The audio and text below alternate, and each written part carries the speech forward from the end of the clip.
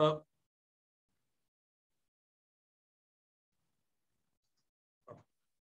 Samirji, with your permission, we are just recording Yes, this sure. session for the benefit of. Yes. Thank you. Yes. Thank you. Yeah, thank you.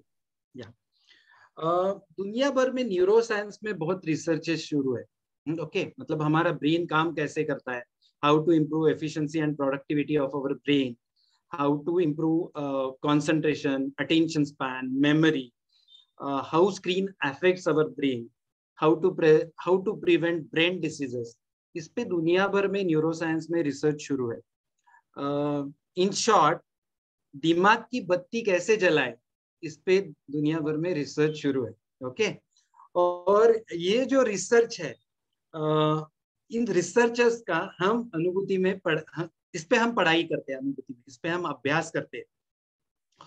और इनमें से जो researches हमारे environment के लिए जो relevant है, वो हम हमारे यहाँ इम्प्लीमेंट करने की कोशिश करते हैं। हमारे एनवायरनमेंट को, मतलब आई विल एक्सप्लेन दिस, कि blueberries helps to improve memory and brain function, ऐसा एक रिसर्च हुआ। तो ब्लूबेरीज से अगर मेमोरी इम्प्रूव होती है, लेकिन ब्लूबेरीज इंडिया में इजीली अवेलेबल नहीं है। ठीक है, तो ये जो रिसर्च है वो हमारे एनवायरनमेंट के लिए रेलेवेंट नहीं है। तो ब्लूबेरीज से मेमोरी इंप्रूव होने से मुझे कुछ फायदा नहीं हुआ। लेकिन और एक रिसर्च ऐसा हुआ था कि 30 to 45 minutes of exercise per day can boost our memory, also our physical health and emotional well-being. Okay, तो ये 30 to 45 minutes of exercise per day, ये हम easily implement कर सकते हैं और इस पे हम easily work कर सकते हैं अगर हमारा मन हो। तो अगर हम दिल से चाहे तो 30 to 45 minutes exercise per day करना मुश्किल नहीं है, नामुमकिन तो है ही नहीं। ठीक है, तो ये जो रिसर्च है, ये हम रिसर्च पहले क्या करते हैं, अनुभूति टीम हम पहले इंप्लीमेंट करते हैं, मतलब हम उस पे काम करते हैं। ये जो रिसर्च है वो प्रैक्टिकली इंप्लीमेंट करके देखते हैं कि ये करने के बाद एग्जैक्टली क्या बेनिफिट होता है, उसमें क्या क्या चैलेंजेस आते हैं, उसमें क्या डिफिकल्टी है, ये पहले हम देखते हैं।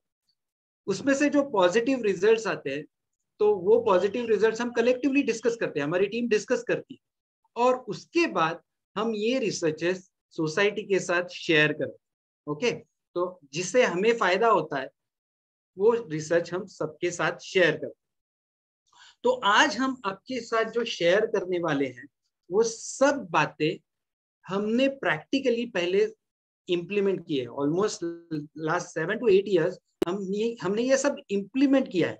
ओके, और ये इंप्लीमेंट करने के बाद हमें जो बेनिफिट हुआ है वही हम आपके साथ शेयर करने वाले हैं। ऐसा नहीं है कि एक रिसर्च कौन सा तो पढ़ा है, यूएस का आया, यूके का आया, हमें मालूम नहीं है एग्जैक्टली क्या होता है और वो हम आपके साथ शेयर कर रहे हैं, ऐसा बिल्कुल नहीं।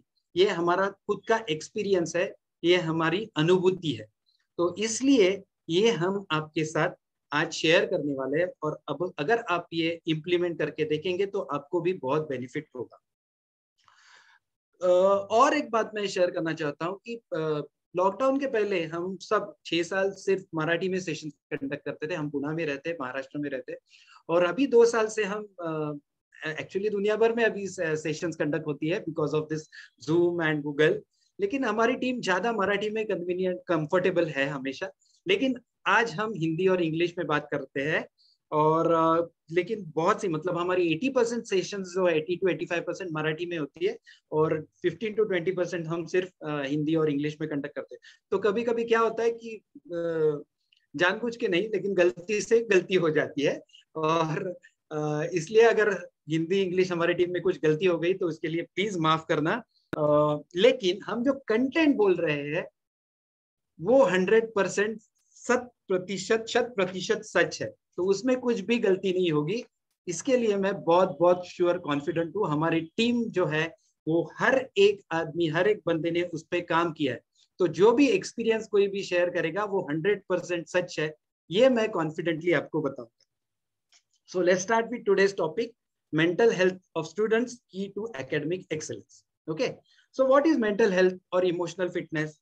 हम सब लोगों को फिजिकल फिटनेस के बारे में मालूम। फिजिकल फिटनेस पे हम लोग हर रोज काम भी करते हैं, कुछ लोग कुछ लोग काम करते हैं, सब लोग काम नहीं करते, लेकिन कुछ लोग तो पक्का काम करते हैं। वॉक जाते, जिम जाते, योगा करते हैं, साइकिलिंग जाते, ट्रेकिंग जाते, कुछ ना कुछ फिजिकल एक्टिविटी हम लोग करते हैं।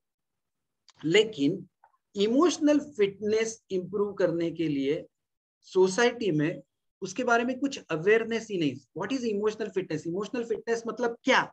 यही बेसिकली ये बेसिक प्रॉब्लम है। उसके बारे में ही बच्चों से लेकर बूढ़ों तक अवेयरनेस ही नहीं है, और उस वजह से थोड़ी समस्या आती है, थोड़े प्रॉब्लम्स आते हैं, और वो एकेडमिक्स में भी वो रिफ्लेक्ट होते हैं। मैं ये एक्सप्लेन करता हूँ। फॉर एग्जाम्पल, अगर हमारा बच्चा गिर गया, उसको चोट आई, तो हम क्या करते हैं? उसको पहले देखते हैं क्या हुआ है। अगर कुछ ज्यादा चोट नहीं होगी तो हम ठीक है, उसको नजदीक लेते हैं और बोलते हैं कुछ नहीं बच्चे, हो जाएगा सब ठीक, परेशानी की कोई बात नहीं। थोड़ी अगर उसको कुछ चोट ज्यादा होगी तो हम उसको एंटीसेप्टिक क्रीम लगाते, और थोड़ी अगर चोट ज्यादा होगी तो हम उसको बैंडेज लगाते, और अगर उसको ज्यादा परेशानी हो रही होगी तो हम डॉक्टर के पास जाते। लेकिन ऐसे नहीं करते कि वो जो चोट है वो ऐसे ही छोड़ देते, वो इंजरी को वो ऐसे ही नहीं छोड़ते, हम उस पर कुछ एक्शन लेते। और वो एक्शन क्यों लेते हैं? क्योंकि अगर वो उसको उस पर इमीडिएटली एक्शन नहीं लिया तो वो सेप्टिक हो जाएगा और उसका इन्फेक्शन बढ़ जाएगा। इसलिए अगर फिजिकल चोट आती है तो हम उस पर इमीडिएट एक्शन लेते हैं। लेकिन अगर बच्चा कहता है कि आजकल मुझे अच्छा नहीं लगता, मैं सैड रहता हूँ, मायूस रहता हूँ, मुझे नींद अच्छी तरह से नहीं आती, लो फील करता हूँ, इरिटेटेड रहता हूँ, मुझे थोड़ा डिप्रेस लगता है, मुझे कुछ भी करने की इच्छा नहीं होती। अगर ऐसा कभी भी कोई बच्चा माँ बाप को बोलता है, तो इमीडिएटली पेरेंट्स क्या बोलते हैं? पढ़ाई पे ध्यान दो, ये नौटंकी बंद कर दो, पढ़ाई नहीं करनी है इसलिए नए नए बहाने तुम ढूंढते रहते हो, ऐसा कुछ नहीं करना है, पढ़ाई करो। मैं देखो, मैं दिन भर काम करते रहता हूँ, मुझे कुछ तकलीफ होती है क्या? मैं ऐसा परेशान रहता हूँ क्या? 2 तमाचे मारूंगा, सब अकल टिकाने आ जाएगी। बराबर है? ऐसे ही पेरेंट्स बात करते हैं। तो एक्चुअली वो बच्चे को तकलीफ होती है, उसको इमोशनली कुछ डिस्टर्ब है। जैसे उसको फिजिकल चोट है वैसे ही ये इमोशनल चोट है, उसको इमोशनल इंजुरी हुई है, और वो आपको कह रहा है कि मुझे कुछ दर्द हो रहा है, मुझे कुछ फील हो रहा है, आई एम नॉट कंफर्टेबल, मुझे आपकी हेल्प चाहिए। और उस वक्त अगर हम ये समस्या इस तरह से डील करेंगे तो वो ये जो इन्फेक्शन है, ये जो इसका इमोशनल इन्फेक्शन है, ये बढ़ जाएगा। ओके? और इमोशनल इन्फेक्शन अगर बढ़ जाएगा तो वो दिन ब दिन इमोशनली अनफिट हो जाएगा। तो इस वक्त पेरेंट्स ने उसके साथ बात करनी बहुत जरूरी है, उसको कंफर्ट देना जरूरी है। और ये प्रॉब्लम उसका अगर सॉल्व नहीं हो रहा है, उसको वो अगर डिप्रेस रहता है, इरिटेटेड रहता है, लो रहता है, पढ़ाई में उसका मन नहीं है, और अगर आप ये प्रॉब्लम नहीं सॉल्व कर पाते तो आपको कंसल्टेंट की हेल्प लेनी बहुत जरूरी है। क्योंकि इमोशनल फिटनेस ये आदमी के लिए जिंदगी भर बहुत बहुत जरूरी है। जैसे फिजिकल फिटनेस इंपॉर्टेंट है, उसी तरह इमोशनल फिटनेस के लिए काम करना भी बहुत जरूरी है। हम हमेशा सिम्टम्स के बारे में बात करते रहते। मतलब क्या?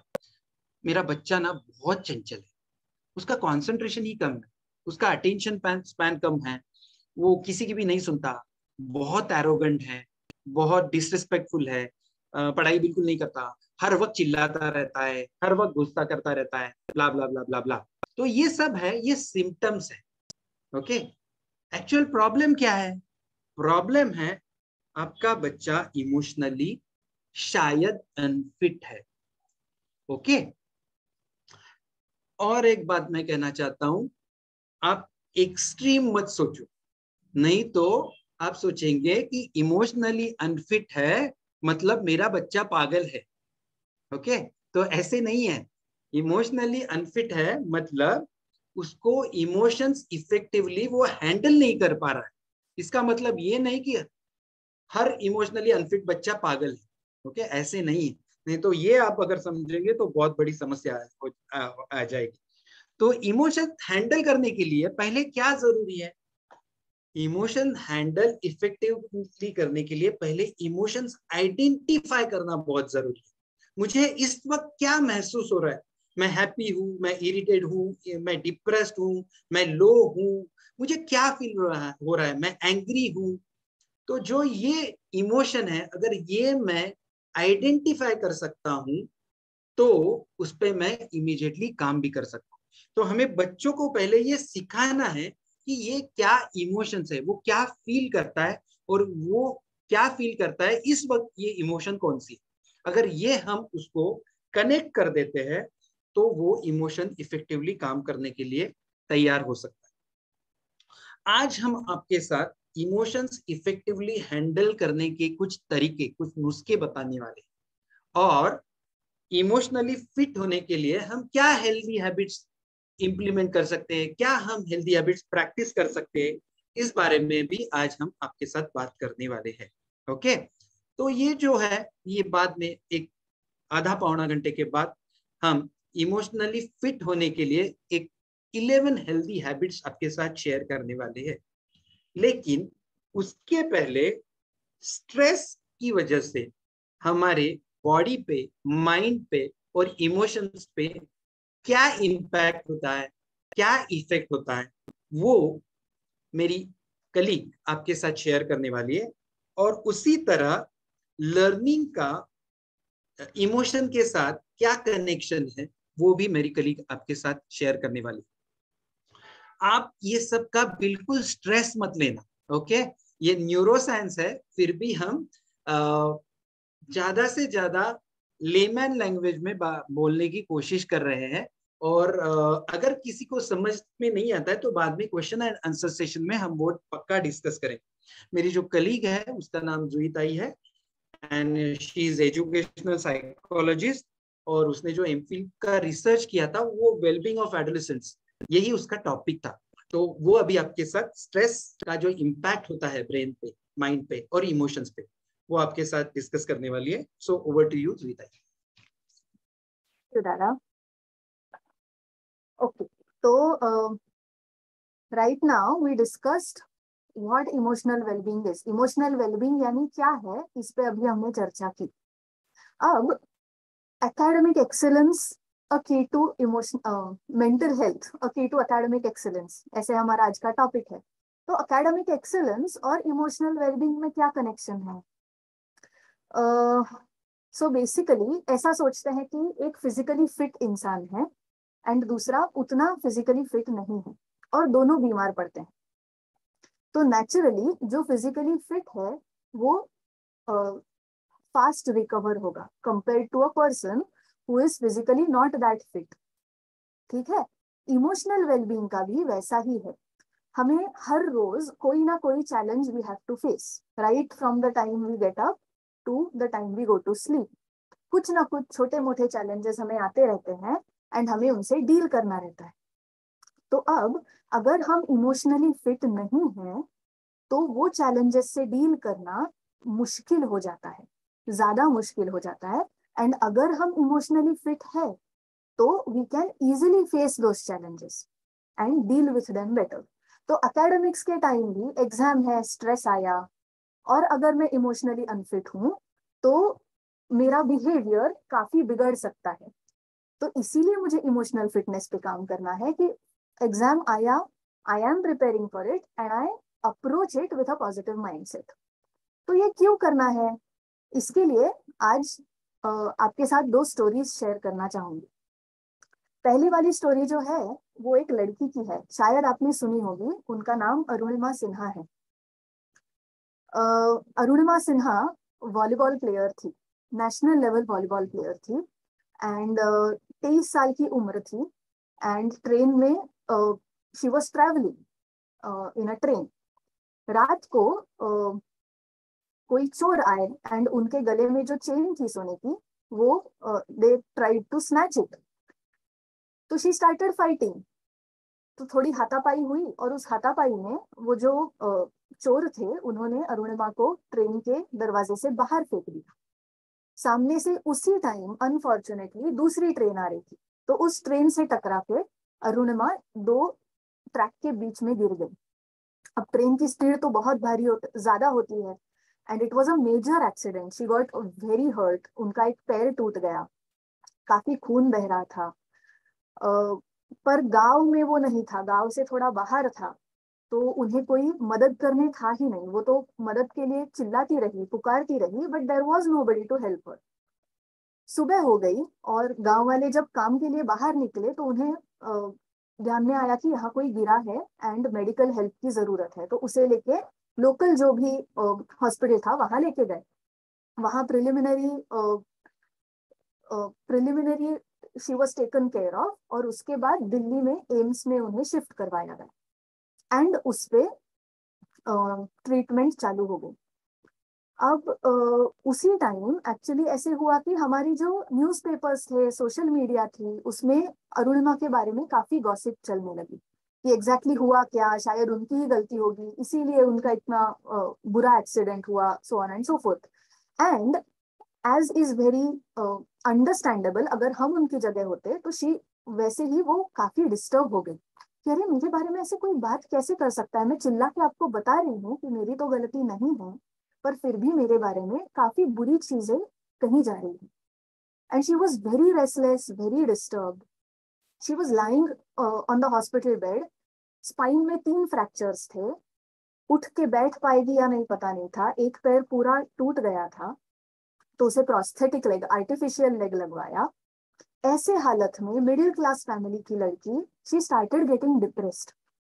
एंड एक दिन उन्होंने सोचा कि मैं इतने डिप्रेस क्यों हो रही हूँ, I can prove my self by doing something.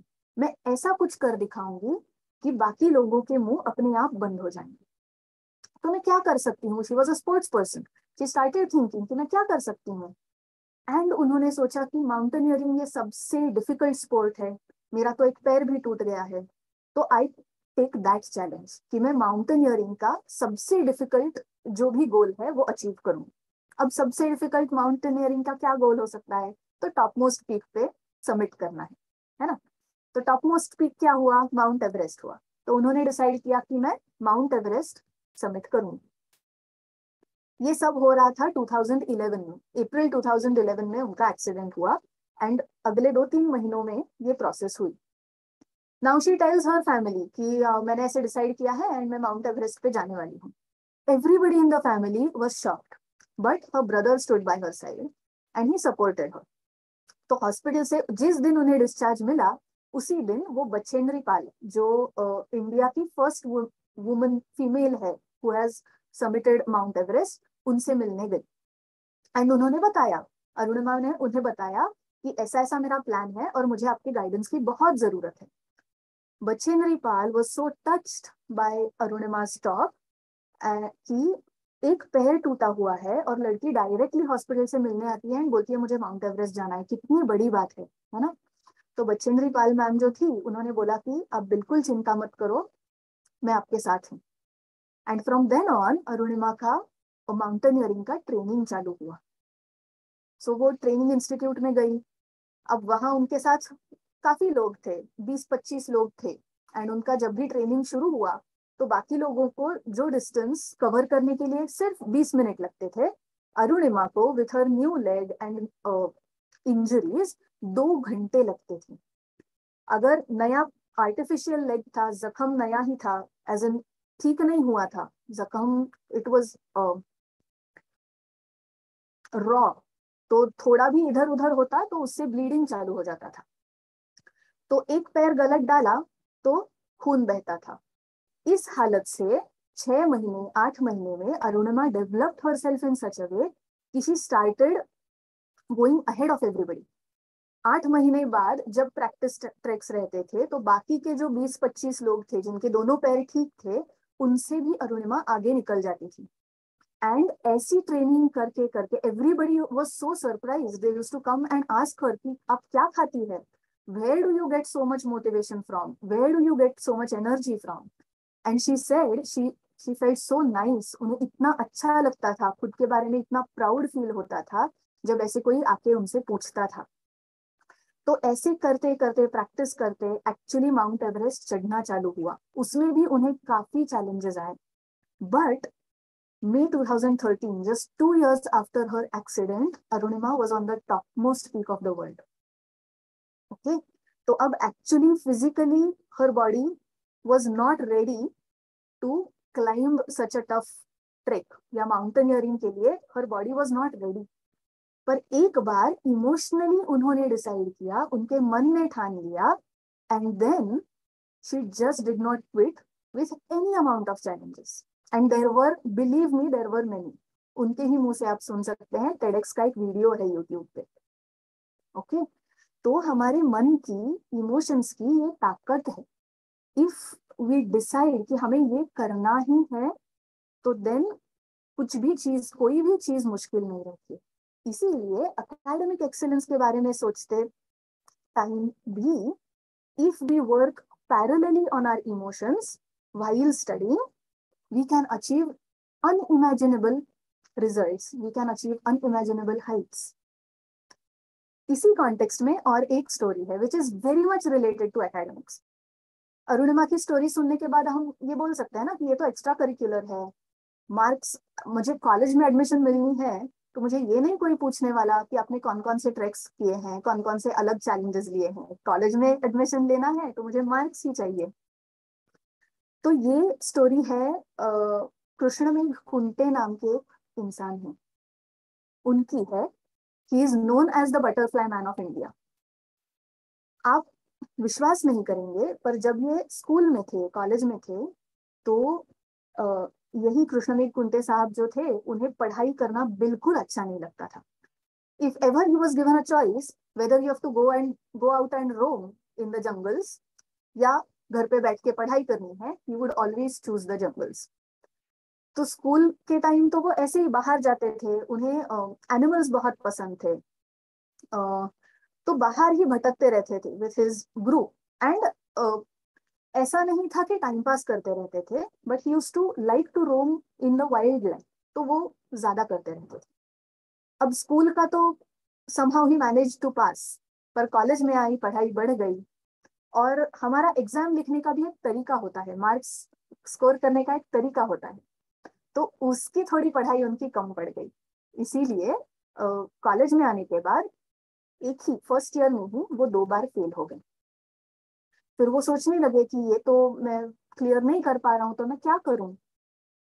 उसी time luckily one of his professors approached him and he said कि मैं साउथ में अन्नामलाई करके एक फॉरेस्ट है, वहाँ I am going for a research project and I want somebody to help me, will you like to come. तो ये एकदम से तैयार हो गए क्योंकि that was his favourite thing and he went along with that professor. It was a year long project. तो वहाँ गए, वहाँ हर रोज सुबह 4 बजे उठते थे, फिर फॉरेस्ट में जाते थे, ऑब्जर्वेशंस करते थे, जो भी नोट डाउन किया है उसका कुछ रेफरेंस मटेरियल ढूंढना है तो वो वापस रूम पे आने के बाद करते थे. एंड ऐसे वो साल भर का रिसर्च प्रोजेक्ट पूरा हो गया. ही केम बैक टू पुणे. वो वापस आए और एक दिन ऐसे ही सोचते बैठे थे कि अब क्या करूं. And suddenly it struck him कि वो एक साल में भी आई एक्चुअली वाज स्टडीइंग. पर उनके भी इंटरव्यू में हमने एक्चुअली उनका देखा था, तो उसमें वो बोले कि वो अन्नामलाई के फॉरेस्ट में मुझे पता चला कि मुझे पढ़ाई क्यों करनी है और मैंने पढ़ाई कैसे करनी है.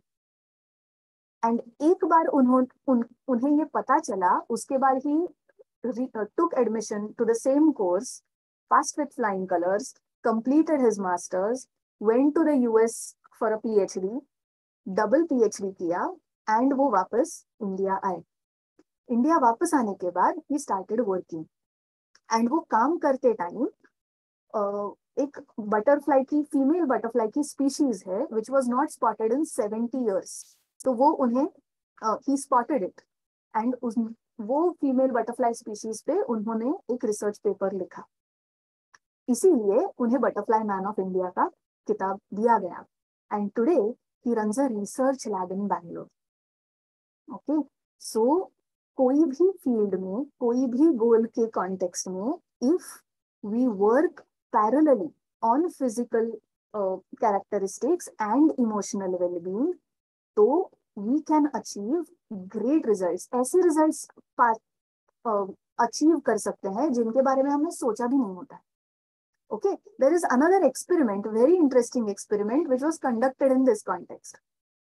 तो 2 ग्रुप्स बनाए गए और लोगों की मसल स्ट्रेंथ कितनी बढ़ती है वो देखना था। तो एक ग्रुप ए जो था उसमें जो लोग थे उन्हें बताया गया कि आपको हर रोज आधा घंटा ये एक्सरसाइजेस करनी है, और ग्रुप बी जो था उन्हें बताया गया कि आपको एक्सरसाइज करना नहीं है, सिर्फ इमेजिन करना है अगेन आधे घंटे के लिए कि आप वो एक्सरसाइजेस कर रहे हैं, एंड ये हर रोज करना है। And after a month they were tested, group A के मसल स्ट्रेंथ में कितना इंप्रूवमेंट हुआ है एंड ग्रुप बी के, दोनों में टेस्ट किया गया। तो ग्रुप ए के जो लोग थे who were actually practising, actually exercising, उनकी मसल स्ट्रेंथ 30% बढ़ गई थी बिफोर स्टार्टिंग द एक्सपेरिमेंट, जो थी उससे 30% बढ़ गई थी। पर group interestingly, very interestingly, group B में जो लोग थे उनकी मसल स्ट्रेंथ, उन्होंने एक्चुअली एक्सरसाइज किया नहीं था, they were just feeling that they are exercising, imagining that they are exercising, उसके बावजूद भी उनकी 22% बढ़ गई थी muscle strength. Okay, so now imagine कि अगर हमने अपने मन से ठान लिया, emotionally also we decide and take efforts to achieve whichever goal we want and physically put in efforts along with it, तो हमारा सक्सेस रेट कितना होगा। ओके, तो इसीलिए इमोशनल वेलबींग के पे काम करना बहुत ज्यादा जरूरी है।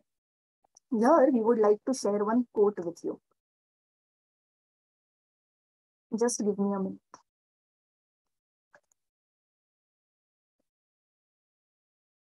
दिसता है दादा?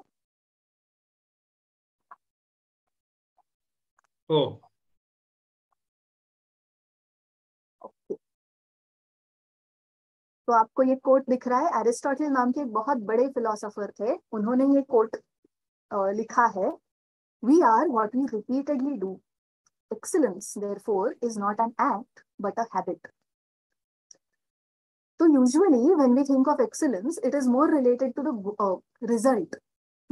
अगर मैथ्स में आउट ऑफ मार्क्स मैंने स्कोर किए तो हम सोचते हैं कि we have excelled in maths, and then from the next day we stop practising, and फिर अगली एग्जाम में प्रॉब्लम हो जाती है ना। तो excellence is more of what we do every day, जितना हम उसी चीज की प्रैक्टिस करें उतना हम उसमें एक्सेल हो जाते हैं। ओके ओके, सो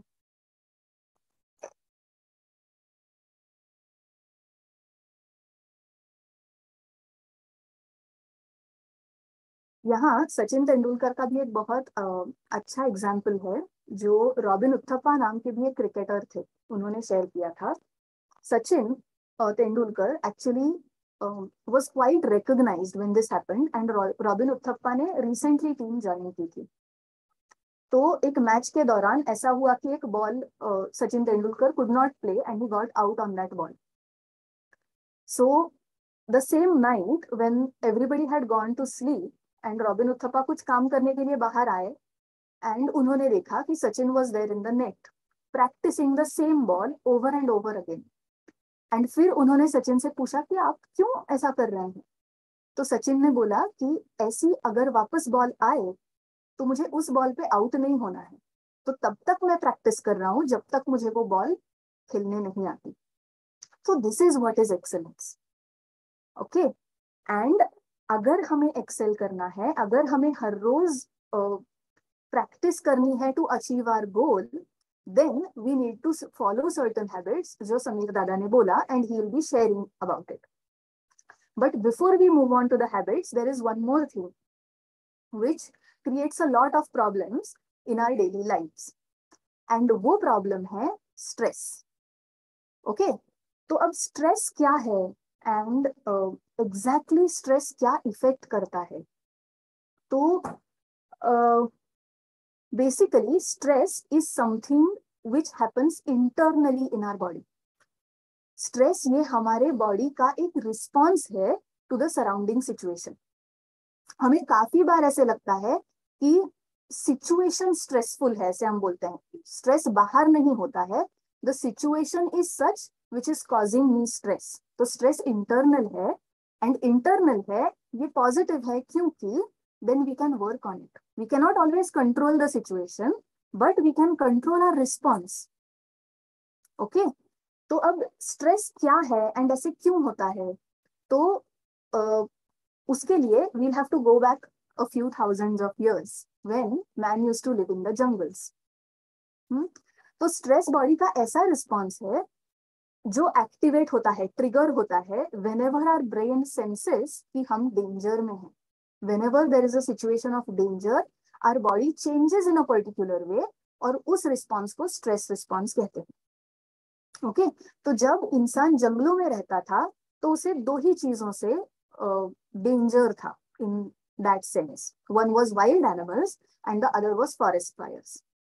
ओके अब वाइल्ड एनिमल्स कोई ऐसे हैं जिनके साथ हम फाइट कर ही नहीं सकते, तो ऐसा है कि वहां से भाग ही जाना है टू अ सेफ प्लेस. या फॉरेस्ट फायर है, forest fire is something we can not control. छोटी आग है तो बुझा सकते हैं, पर फॉरेस्ट फायर है तो बुझा नहीं सकते. So in such situations man just had to run away from that those situations. ठीक है तो अब ऐसे इमेजिन करते हैं, ऐसा होगा नहीं पर ऐसे इमेजिन करते हैं कि जहां पे हम अभी बैठे हैं वहां अचानक से शेर आया.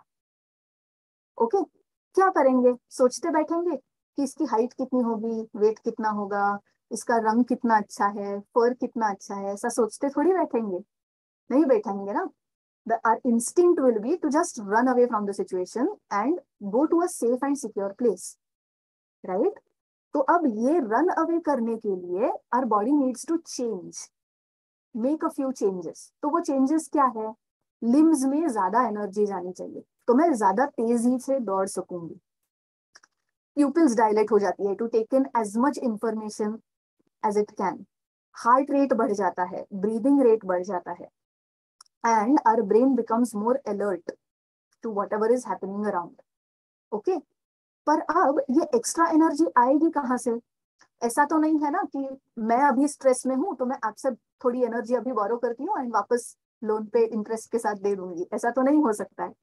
जो भी एनर्जी क्रिएट करनी है वो मेरी बॉडी को इंटरनली ही मैनेज करनी है, right? So then there are a lot of processes going on in our background. यानी डाइजेशन है, इम्यून फंक्शन चालू है, इम्यून सिस्टम काम कर रही है, ग्रोथ हार्मोन्स की सिस्टम काम कर रही है, हमारी थॉट प्रोसेस काम कर रही है. तो ये जो भी बैकग्राउंड की प्रोसेसेस है which are not urgently needed in a dangerous situation are all put on pause mode. ठीक है एंड वो जो भी एनर्जी बच जाती है वो ये हाथ पैर, आंखें, हार्ट बीट्स, ब्रेन इनकी तरफ डायरेक्ट की जाती. अब जब इन ओल्डन डेज क्या होता था, whenever there was a danger का situation, man used to run away to a safe place and फिर उसका बॉडी नॉर्मल फंक्शनिंग चालू हो जाता था. तो इम्यून सिस्टम अपने आप चालू हो जाती थी, डाइजेशन शुरू हो जाता था, ग्रोथ हार्मोन्स का सिस्टम चालू हो जाता था. Okay in today's times we don't have to deal with wild animals या forest fires. छोटे छोटे स्ट्रेसेस का इंटेंसिटी कम हो गया है पर नंबर बढ़ गया है ना. तो उतनी डेंजरस सिचुएशन ना भी हो पर असाइनमेंट दिया है, मैंने कंप्लीट नहीं किया है और अचानक से टीचर सामने आ गई, स्ट्रेस आ गया, भागना चाहिए यहाँ से, है ना. नहीं तो पेरेंट्स कुछ चीज से चिल्ला रहे हैं, यहाँ मुझे भागना नहीं है, मुझे उल्टा उन पे गुस्सा करना है, फिर भी बॉडी में वही चेंजेस होती है. ट्रैफिक जैम में अटके हैं, स्ट्रेस है. ठीक है ट्रैफिक जैम में अटके हैं, पीछे से आके कोई टकराया, स्ट्रेस है. ऐसे छोटे छोटे काफी stresses we have to face every day. And उससे क्या होता है, every time we undergo stress हमारे बॉडी में ये सारे प्रोसेसेस बंद हो जाते हैं एंड स्पेशली थिंकिंग प्रोसेस भी बंद हो जाता है. तो आपको काफी टाइम ऐसे एक्सपीरियंस हुआ होगा, एग्जाम में गए हैं, you read the question paper and अचानक से ब्लैंक हो गए. क्यों? स्ट्रेस बढ़ गया है एंड स्ट्रेस बढ़ता है तो थिंकिंग प्रोसेस बंद हो जाती है. ओके तो हम जो ये एक्टिविटीज रेगुलरली फॉलो करने वाले हैं उससे क्या होता है, बॉडी का capacity to deal with stress improves. And छोटी छोटी चीजों से हमें उतना डर लगना, उतना हमें छोटी छोटी चीजों से पैनिक होना अपने आप कम हो जाता है. Okay so now why this happens I will quickly share and then we will discuss the 11 habits. तो अमिगडाला नाम का एक छोटा सा ऑर्गन हमारी ब्रेन का एक पार्ट है एमिग्डाला करके।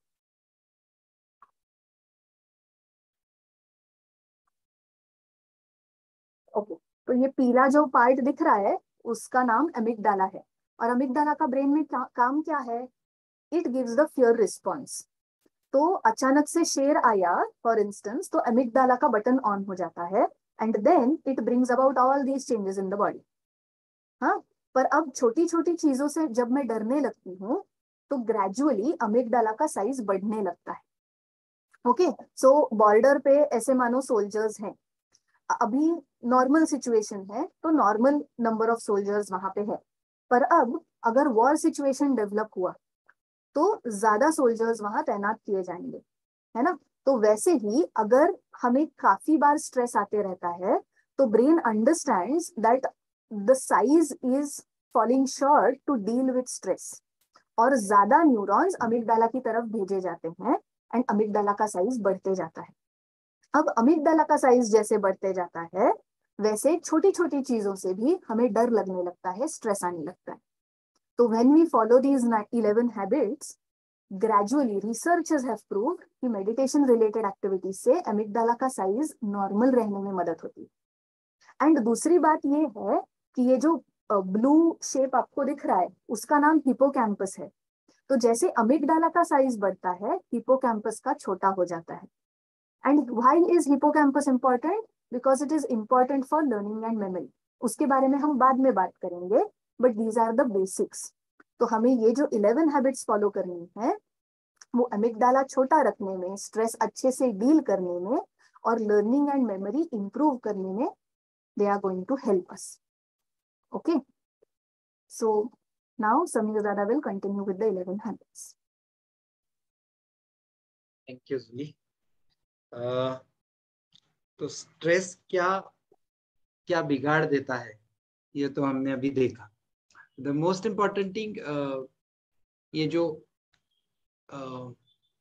इमोशनली अनफिट होना है वो स्ट्रेस की वजह से होता है। तो अगर हम मैं अभी जो 11 हैबिट्स आपके साथ शेयर करने वाला हूँ, ये की है, मतलब ये आप अगर रेगुलरली फॉलो करेंगे तो डेफिनेटली आपको फील होगा कि आप में भी कुछ ट्रांसफॉर्मेशन हुआ है। हम अनुभूति की जो टीम है वो रेगुलरली ये सब 11 हैबिट्स फॉलो करती है, और ये फॉलो करने से हमें तो बहुत बेनिफिट हुआ है।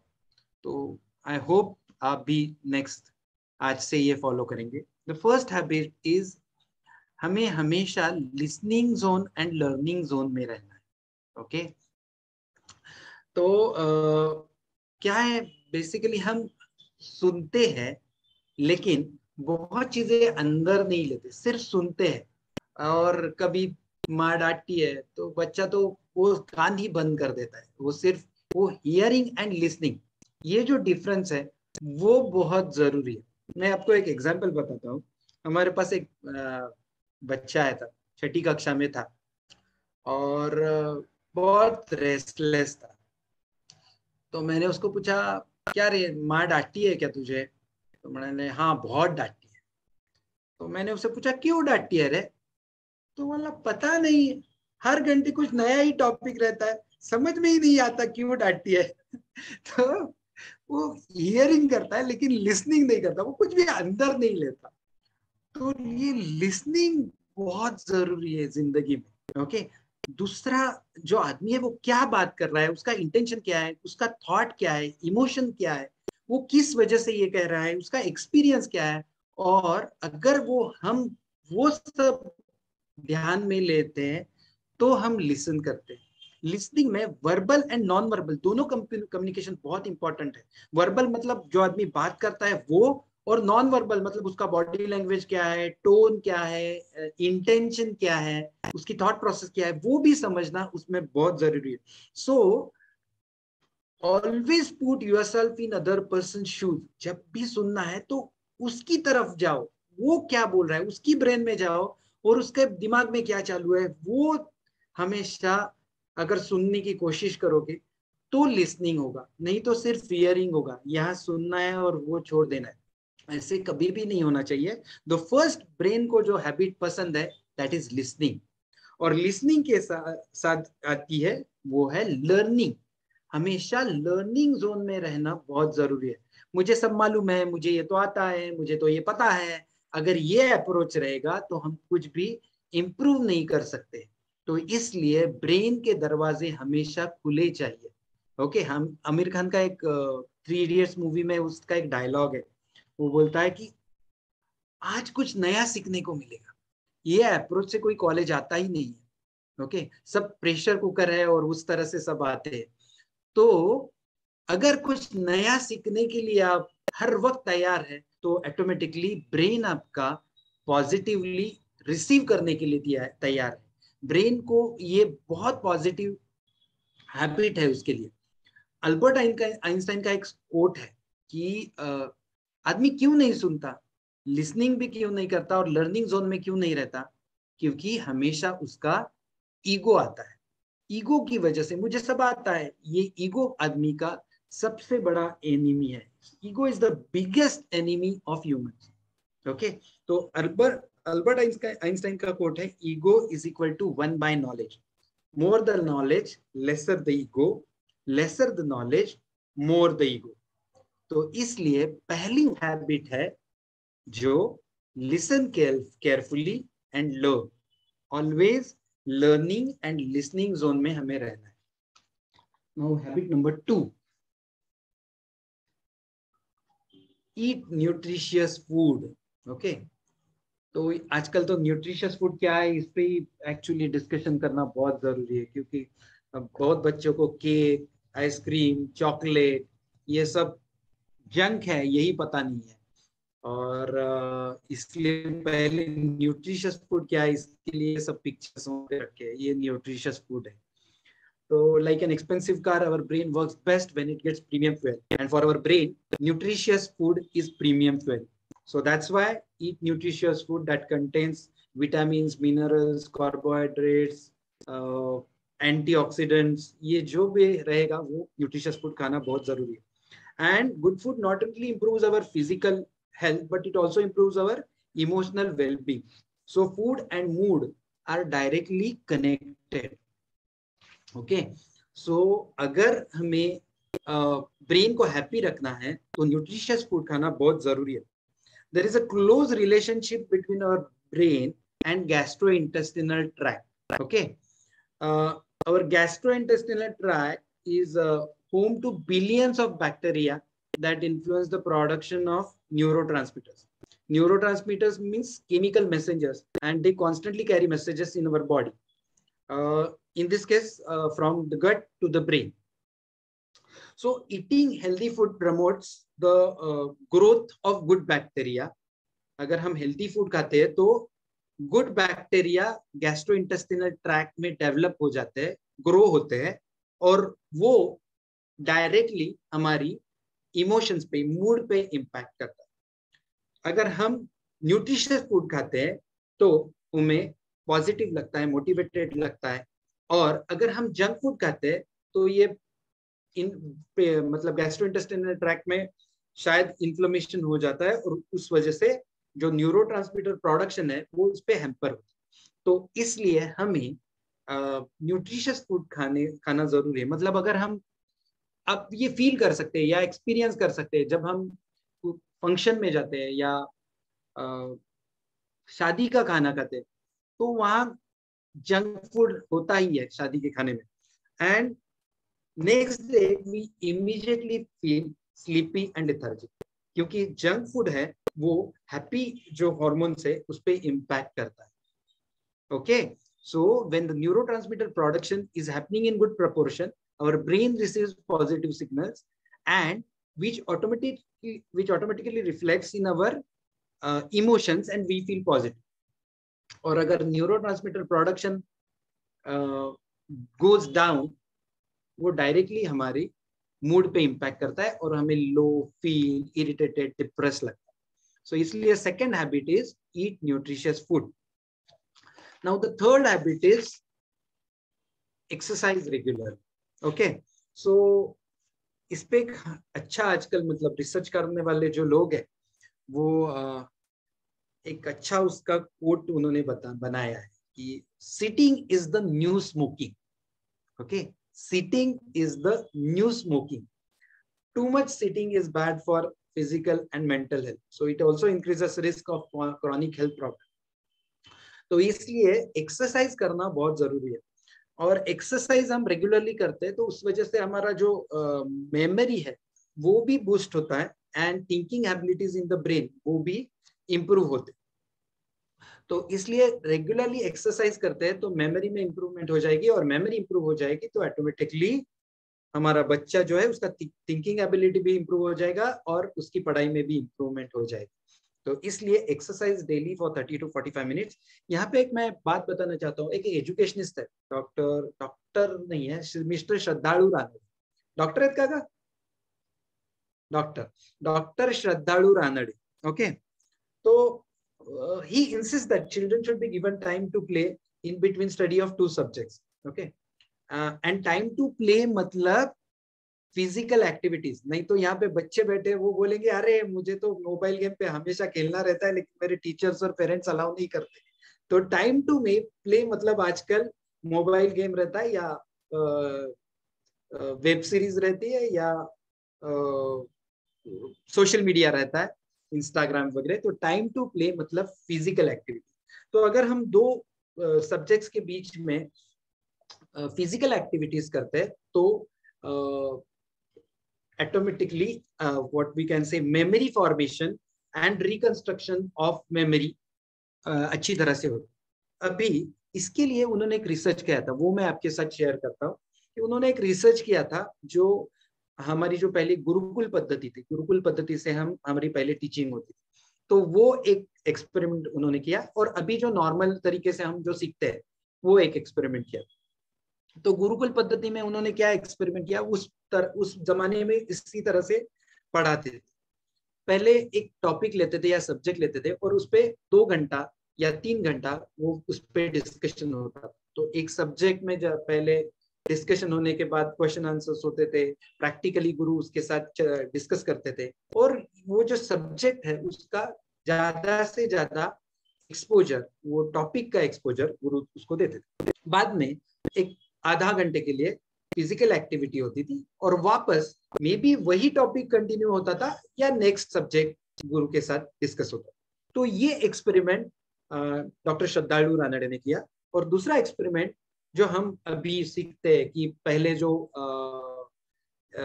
हम कहते हैं कि पढ़ाई का जो एक लेक्चर रहता है, पहला होता है मैथ्स का, दूसरा होता है हिंदी का, बाद में इंग्लिश, बाद में साइंस, बाद में ज्योग्राफी. सो 40 मिनट्स का लेक्चर और हर 40 मिनट्स के बाद नया टॉपिक.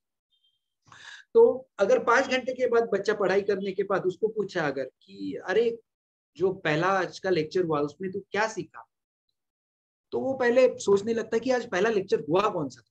तो बोलता है नहीं हिंदी था क्या पहला, नहीं इंग्लिश था.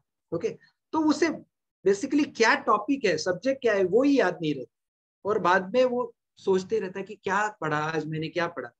तो ये रिसर्च में ऐसे प्रूव किया डॉक्टर श्रद्धालु रानडे ने कि जब हम बैक टू बैक लर्न करते without break 40 minutes each time new lecture, तो क्या होता है ये जो मेमोरी फॉर्मेशन है वो इफेक्टिवली होती नहीं है. और जो न्यू इंफॉर्मेशन है, जब न्यू इंफॉर्मेशन होती है तो पहले की इंफॉर्मेशन इरेज हो जाती है. Hello, okay. तो इसलिए अगर हम ब्रेक देते हैं तो अभी हम ये स्कूल सिस्टम तो बदल नहीं सकते, स्कूल सिस्टम तो ये ऐसे ही चलती रहेगी, तो ये नहीं बदल सकते. लेकिन हम क्या कर सकते हैं, अगर घर में पढ़ाई करते हैं तो 2 घंटे एक ही टॉपिक का पढ़ाई करें, 15-20 मिनट अगर फिजिकल एक्टिविटी करेंगे और बाद में न्यू टॉपिक पे जाएंगे तो ब्रेन में मेमोरी फॉर्मेशन ज्यादा अच्छी तरह से होगी. और जितना हम हर रोज 30 to 40 मिनट्स एक्सरसाइज करेंगे उतना ब्रेन का एफिशिएंसी और प्रोडक्टिविटी इंप्रूव हो जाएगा. सो एक मार्टिन लूथर किंग का एक फेमस कोट है कि if you can't fly then run, if you can't run then walk, if you can't walk then crawl, but whatever you do you have to keep moving forward. उसी तरह से go for a walk और run or do yoga or do go to gym, do whatever you want, but daily exercise is must. Okay, so now next habit is sleep peacefully for 7 to 8 hours every day. Okay, हमारा जो brain है वो continuously work करते रहता है, through out the day उसका कुछ ना कुछ तो काम शुरू रहता है, and a lot of waste is generated as a result of brain function. तो ये जो वेस्ट है वो जब हम डीप स्लीप में रहते हैं तो ये जो क्लीनिंग प्रोसेस है वो इफेक्टिवली होता है. लेकिन अगर हमारे डीप स्लीप अच्छा नहीं होता है, गुड नाइट स्लीप नहीं रहेगा, तो ये क्लीनिंग प्रोसेस इफेक्टिव नहीं होता, और क्लीनिंग प्रोसेस ठीक तरह से नहीं होता है तो ऑटोमेटिकली ब्रेन में टॉक्सिन्स एक्यूमुलेट होते रहते हैं. टॉक्सिन्स एक्यूमुलेट होने के बाद उसका डायरेक्टली इम्पैक्ट हमारे इमोशंस पे होता है. ओके, तो जब नींद नहीं पूरी होती है तो हम चिड़चिड़े होते हैं, गुस्सा करते रहते हैं, इरिटेटेड रहते हैं, क्योंकि ये जो टॉक्सिन है वो ब्रेन में जनरेट होते हैं, और उस वजह से इसका डायरेक्टली इम्पैक्ट हमारी इमोशंस पे होता है, और इमोशंस पे होने के बाद इसका इमीडिएटली अटेंशन स्पैन पे भी होता है. तो इसलिए sleep peacefully for 7 to 8 hours per day every day. प्रांजलता आम्हाला किती 9 वाजेपर्यंत वेळ आहे ना?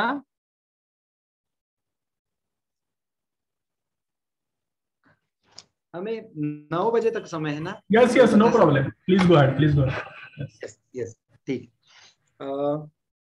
So next thought is, next habit is have an attitude of have an aim in life. Okay, so life without an aim is absolutely meaningless.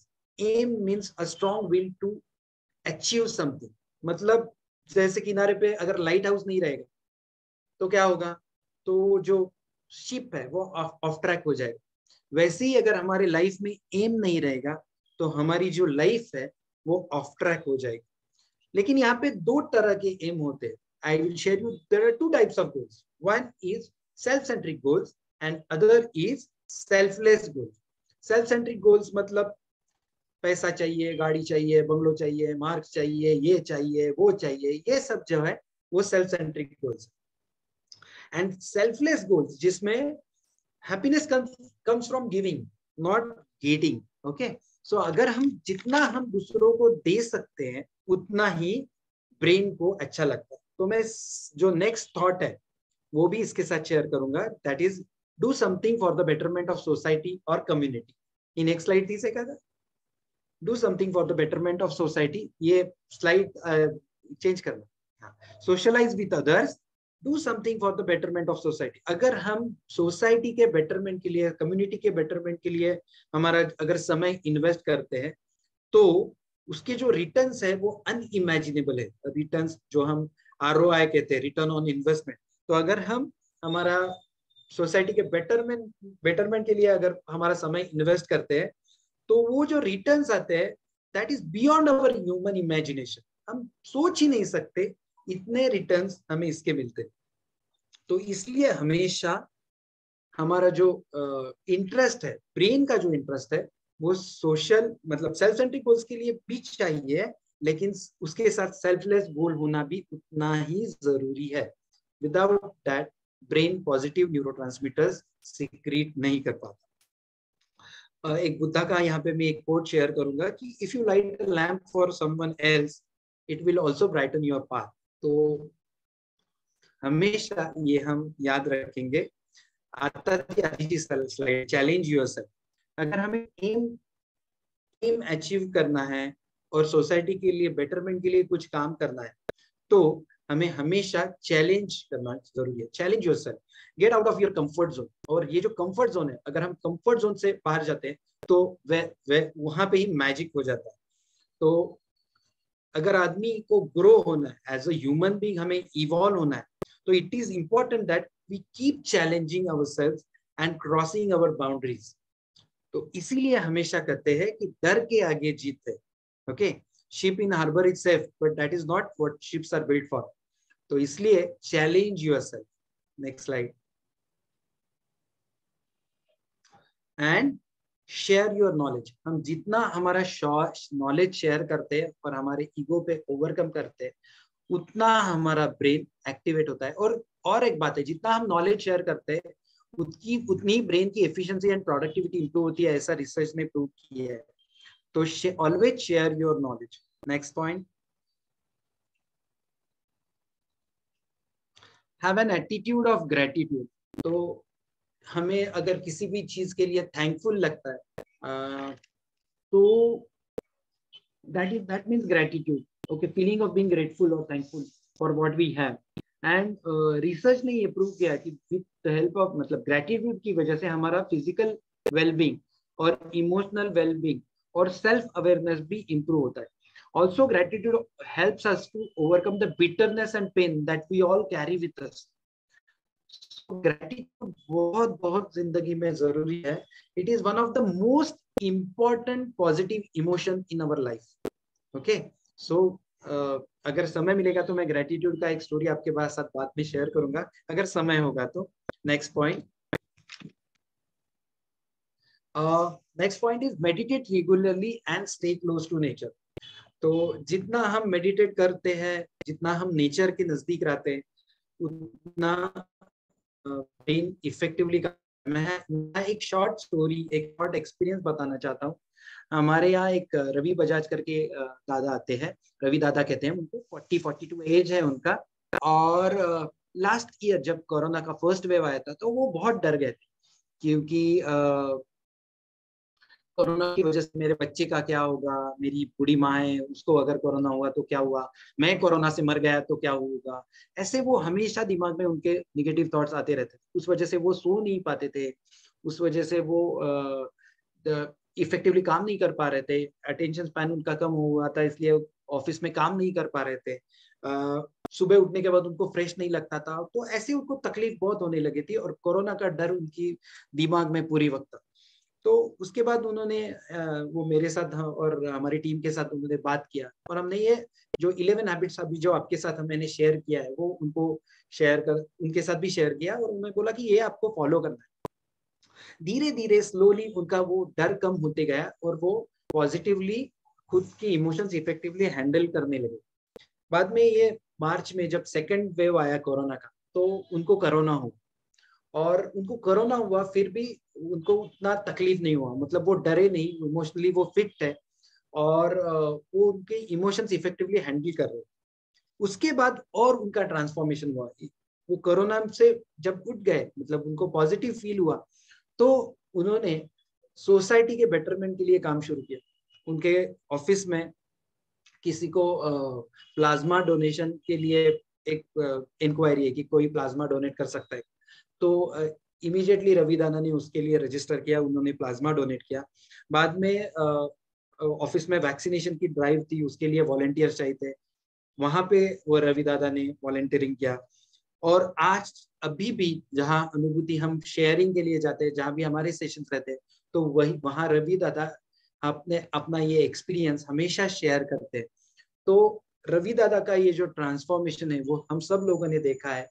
तो अगर आप भी ये 11 नेक्स्ट हैबिट, तो ये लास्ट हैबिट जो है वो तो अभी सबको परेशान कर रही है, that is be aware of your screen usage. आप अब हम भी अभी तो स्क्रीन पे ही देख रहे हैं हम सबको, और कोरोना की वजह से ये 2 साल से यही चालू है, लेकिन हमें इसके लिए अवेयर होना चाहिए।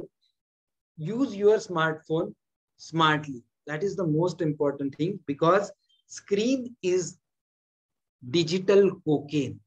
Okay, screen is digital cocaine, और ये जो डिजिटल कोकेन है वो हमें इफेक्टिवली हैंडल करना है। ऐसे नहीं है कि स्क्रीन तो बहुत जरूरी है, वो काम तो करने के लिए स्क्रीन है ही, लेकिन अगर हम अवेयर रहते और स्क्रीन यूज करते हैं तो ये हमारे ब्रेन के लिए अच्छा रहेगा।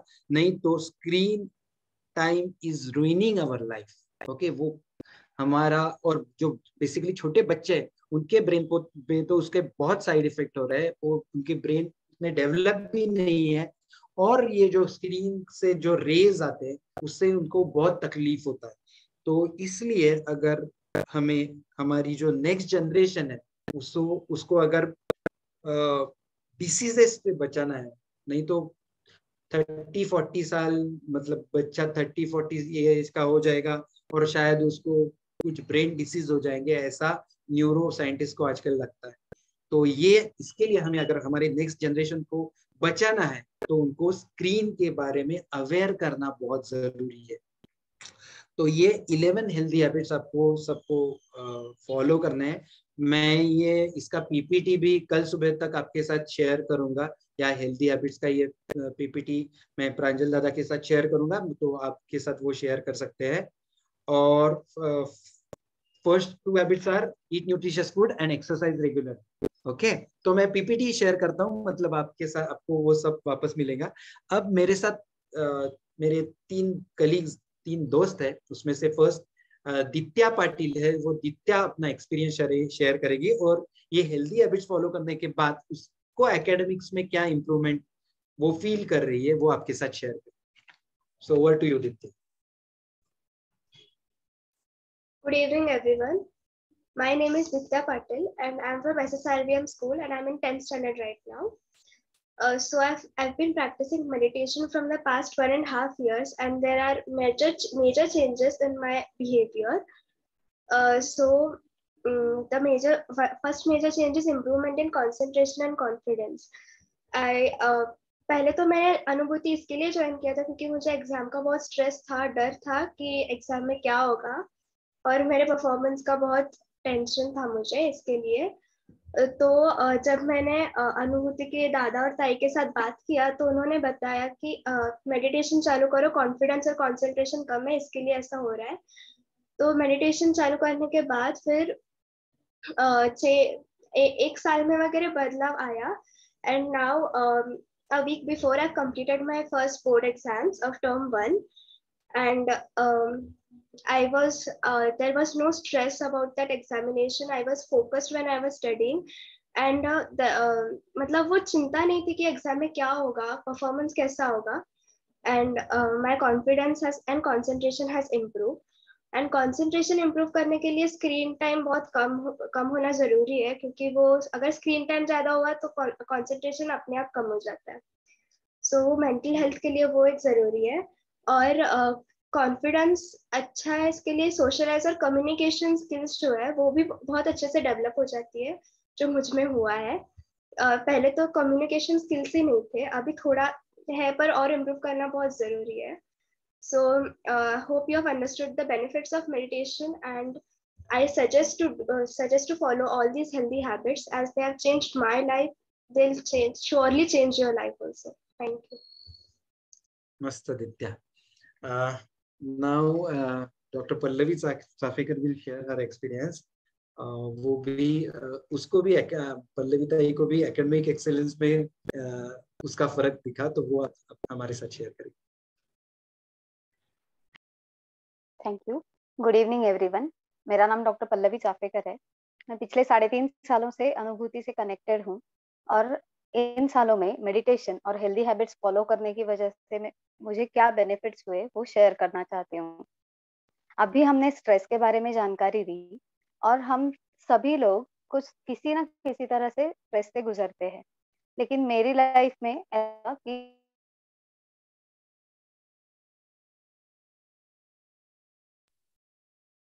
लगी थी, ओवर रिएक्ट कर रही थी, और हमेशा एग्जॉस्टेड फील कर रही थी। बात बात पे चिढ़ना, ओवर रिएक्ट करना, ये तो आम हो गया था। मेरी फिजिकल हेल्थ भी अफेक्ट हो रही थी, मेरे घर का एटमॉस्फेयर बदलने लगा था, बिगड़ने लगा था, और ये सब निगेटिविटी जो थी वो मेरी बेटी के बिहेवियर में भी रिफ्लेक्ट होने लगी थी। मेरा खुद का बिहेवियर निगेटिवली चेंज होने लगा था, और इन सभी किसी भी चीज पे मेरा कोई कंट्रोल नहीं था, मैं अपने इमोशंस हैंडल नहीं कर पा रही थी। At one point I realised कि ये अब मुझसे हैंडल नहीं हो रहा है, I need help. So I went to a psychiatrist, and then he asked me to take a serotonin pill daily. लेकिन इसके साइड इफेक्ट्स की जानकारी होने की वजह से मैं वो नहीं चाहती थी। फिर बातों बातों में उन साइकियाट्रिस्ट ने ही ये बताया कि मेडिटेशन, प्राणायाम और हेल्दी न्यूट्रिशियस फूड के साथ हम मेंटल हेल्थ के साथ डील कर सकते हैं। तो मैंने सोचा कि पहले मैं ये ट्राई करके देखती हूँ। इसलिए फिर मैं अनुभूति गई। वहां पे समीर दादा और जुईताई ने मुझे इमोशनल फिटनेस की जानकारी दी, उसके बारे में समझाया, एंड दे अश्योर्ड मी कि मेडिटेशन के साथ मैं बेटर फील करने लगूंगी। फिर मेरे सेशन स्टार्ट हुए और तीसरे ही दिन मुझे ये महसूस हुआ कि जो थॉट्स मुझे कंटिन्यूअसली इरिटेट करते रहते थे, वो थॉट्स की फ्रीक्वेंसी बहुत कम हो गई है। और मुझे इतना रिलीव्ड फील हो रहा था उस दिन कि मैं अभी आपको बयान नहीं कर सकती। और धीरे धीरे जैसे सेशंस मेरे बढ़ते गए, वैसे वैसे मैं रिलैक्स फील करने लगी और मेरा बिहेवियर भी पॉजिटिवली चेंज होने लगा। मेरी चिड़चिड़ कम हो गई, ओवर रिएक्ट करना कम हो गया, मेरी एनर्जी बढ़ने लगी थी, जो थकान थी वो कम हो गई थी। और किसी भी मेडिकेशन, विदाउट एनी मेडिकेशन, मेरे थायराइड लेवल्स नॉर्मल हो गए थे और मेरे घर का एटमॉस्फेयर भी काफी पॉजिटिव होने लगा था।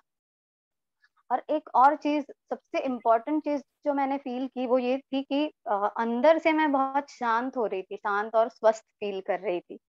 और ये जो फीलिंग था, इसका बेनिफिट मुझे एक और चीज में हुआ, वो ये था कि अनुभूति ज्वाइन करने के 3 महीने पहले मैंने सिम्बायोसिस का एक पोस्ट ग्रेजुएट डिप्लोमा इन योग थेरेपी कोर्स ज्वाइन किया था। ये कोर्स काफी हेक्टिक था, वीकली टेस्ट्स और असाइनमेंट्स की वजह से मैं बहुत परेशान हो गई थी और एक्चुअली मैं वो कोर्स छोड़ने के बारे में सोच रही थी। लेकिन जैसे अनुभूति में आने के बाद जैसे जैसे मैं स्वस्थ फील करने लगी, वैसे वैसे मेरा उस कोर्स में इंटरेस्ट और मेरी इन्वॉल्वमेंट बढ़ने लगी। कंसंट्रेशन इंप्रूव होने की वजह से मैं लेक्चर्स में ध्यान दे पा रही थी और जो भी सिखा रहे थे वो ग्रास्प भी कर पा रही थी। मेरी लर्निंग एबिलिटीज इंप्रूव हो गई थी और उसी की वजह से कोर्स का सेकेंड सेमेस्टर जो था वो मैंने बहुत एंजॉय किया और अच्छे ग्रेड्स के साथ क्लियर किया। और इससे एक बात तो मुझे क्लियर हो गई कि अगर मैं चाहूँ कि मेरी बेटी भी अच्छे से पढ़े, तो उसके इमोशनल वेलबीइंग की जिम्मेदारी एज पेरेंट्स हम लोगों पे है, हम दोनों पे। लेकिन ये जिम्मेदारी निभाने के लिए पहले हमें हमारे इमोशनल फिटनेस पे ध्यान देना जरूरी है। और इसीलिए 3 सालों से मैं, मेरे हस्बैंड और मेरी बेटी, हम तीनों रेगुलरली मेडिटेशन करते हैं और ये जो अभी हमने हेल्दी हैबिट्स देखे वो ज्यादा से ज्यादा फॉलो करने की कोशिश करते हैं। और मैं ये बता सकती हूँ कि इन 3 सालों में हमारी लाइफ पूरी तरह से ट्रांसफॉर्म हो चुकी है। और इसीलिए मैं दिल से सबसे गुजारिश करना चाहूंगी कि आप एक बार तो ये करके देखिए और आपकी लाइफ भी जरूर ट्रांसफॉर्म होगी। Thank you so much. बढ़िया पल्लवी ताई, जरूर करके देखेंगे, मुझे मला खात्री है। Now Mansi will share her experience कि ये हेल्दी हैबिट्स फॉलो करने से मानसी के लाइफ में क्या बदलाव आया। यस, हेलो एवरीवन, मेरा नाम मानसी देशपांडे है। मैं 10वीं कक्षा में पढ़ रही हूँ। मैं 6 साल से अनुभूति से जुड़ी हूँ। अनुभूति में इमोशनली फिट रहने के लिए हम सभी वहाँ मेडिटेशन करते हैं और हेल्दी हैबिट्स जैसे कि एक्सरसाइज करना, सोशलाइज करना, गोल्स रखना, ये भी फॉलो करते हैं। इसका सबसे बड़ा फायदा मुझे एकेडमिक्स में हुआ। From the very beginning, I used to study well before the exams. But in the exams, I was not able to manifest what I had learned. In this process of meditation, मुझे ये पता चला कि मैं mentally stable नहीं हूँ। Exam देते वक्त मैं mentally stable नहीं हूँ, तो मैं ज्यादा देर तक concentrate नहीं कर पाती थी। और अब मैं कहना चाहूंगी कि मैं पहले से बहुत ज्यादा स्थिर हूँ, स्थिर रहने की कोशिश करती हूँ और अच्छी तरह से कंसंट्रेट कर सकती हूँ पढ़ाई करने के वक्त। One more very important benefit of meditation that I have recently experienced is stress management. मेरा स्वभाव ऐसा है कि मैं बहुत टेंशन लेती हूँ, छोटी छोटी चीजों का बहुत टेंशन लेती हूँ। But this time I had a very delightful experience. Recently मैंने अपने बोर्ड एग्जाम्स कंप्लीट किए हैं। उस पूरी एग्जाम प्रोसेस में मैं जरा भी स्ट्रेस्ड नहीं थी। I was extremely relaxed, calm and composed. I used to meditate before exams for at least 15 minutes and it really helped a lot. मैं स्ट्रेस अच्छी तरह से मैनेज करना सीखी हूँ इस पूरी प्रोसेस में and I have gained an entirely new and positive perspective towards stressful situations. अनुभूति में होने वाले डिस्कशंस से मुझे ये समझ आया कि अगर हम लर्निंग जोन में रहेंगे तो ही जो कुछ सीख रहे हैं वो प्रैक्टिकल लाइफ में इम्प्लीमेंट कर पाएंगे। मुझे ऐसा पहले लगता था, पहले मुझे थियोरेटिकली परफेक्ट होने के चक्कर में मैं प्रैक्टिकल इम्प्लीमेंटेशन को भूल जाती थी, प्रैक्टिकली इम्प्लीमेंट नहीं कर पाती थी। पर मैं अब 100% ट्राई करती हूँ कि जो कुछ भी पढ़ती हूँ उसका उपयोग मैं लाइफ में कर सकूँ, प्रैक्टिकल लाइफ में कर सकूँ। और एक बहुत ही इम्पोर्टेंट हेल्दी हैबिट कि कुछ गोल्स रखना, हमें कुछ गोल्स रखने चाहिए। तो पढ़ाई के लिए मैं आजकल शॉर्ट टर्म गोल्स रखती हूँ, जैसे कि इस हफ्ते के एंड तक मुझे 2 चैप्टर्स, एक साइंस का और एक मैथ्स का कंप्लीट करना है यानी समझ लेना है।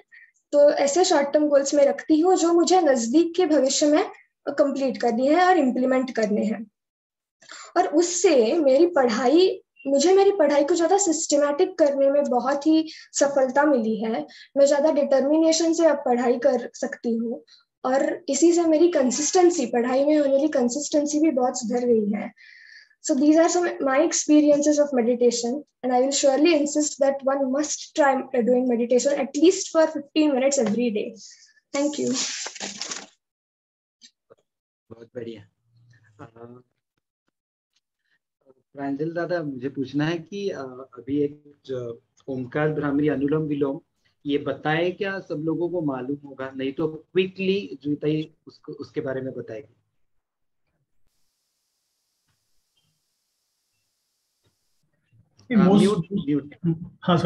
Most of the participants are basically sadhaks from Reiki Vidya Niketan, so they are aware about these basic fundamental aspects. Okay, so ठीक है। तो हम जो meditate regularly and stay close to nature मैंने जो शेयर किया था उसमें हम अनुभूति में क्या करते हैं मैं शेयर करता हूँ। आपका जो रेगुलर है तो आप वो करते रहे।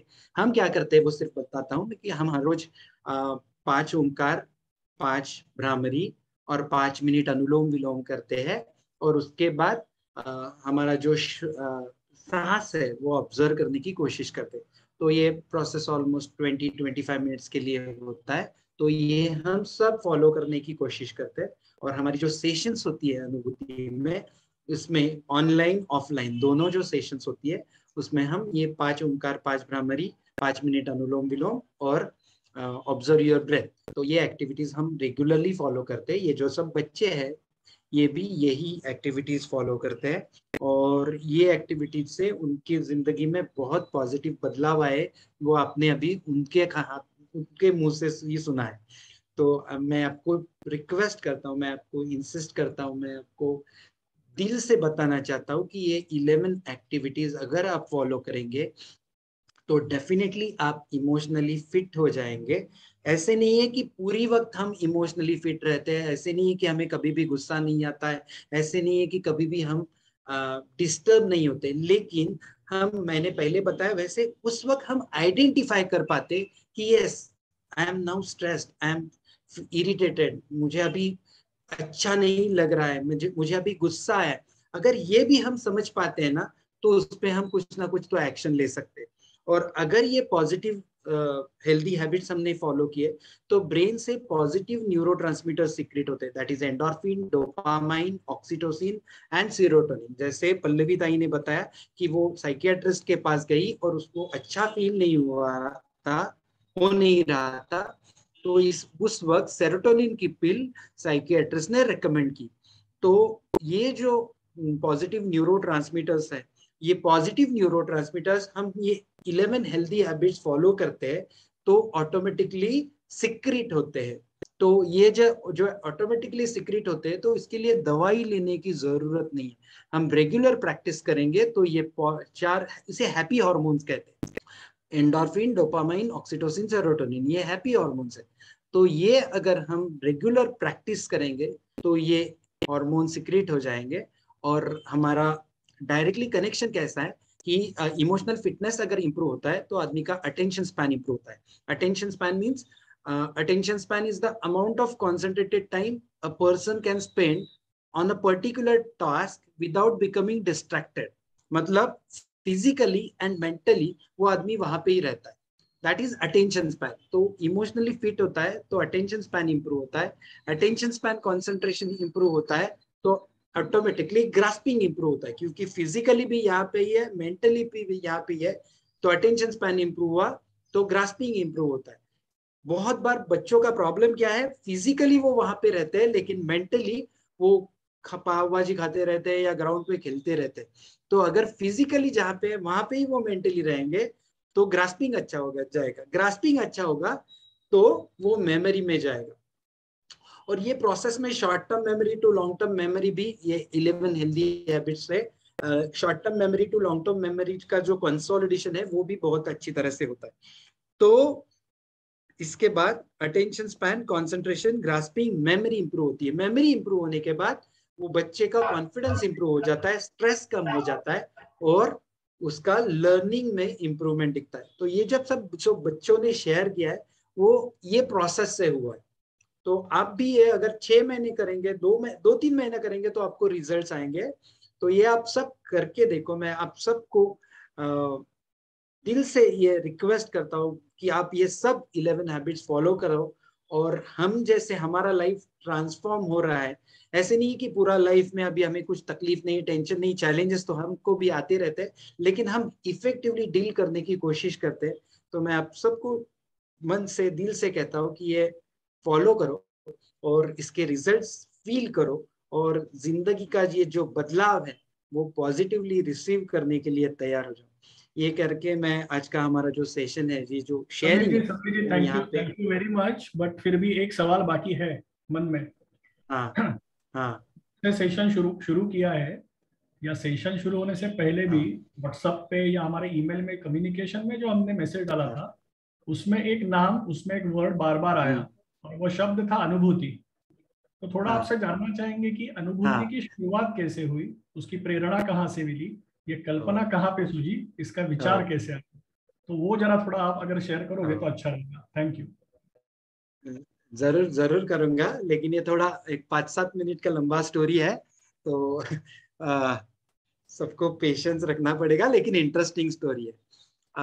एक्चुअली 2010 में मेरी बेटी उस वक्त 8 साल की थी और वो एक स्कॉलरशिप का एग्जाम दे रही थी. महाराष्ट्र में स्कॉलरशिप एग्जाम उस वक्त 4th स्टैंडर्ड के लिए रहते थे और वो एग्जाम उसने अच्छी मार्क्स से पास किए और वो एग्जाम में 7वीं आई थी.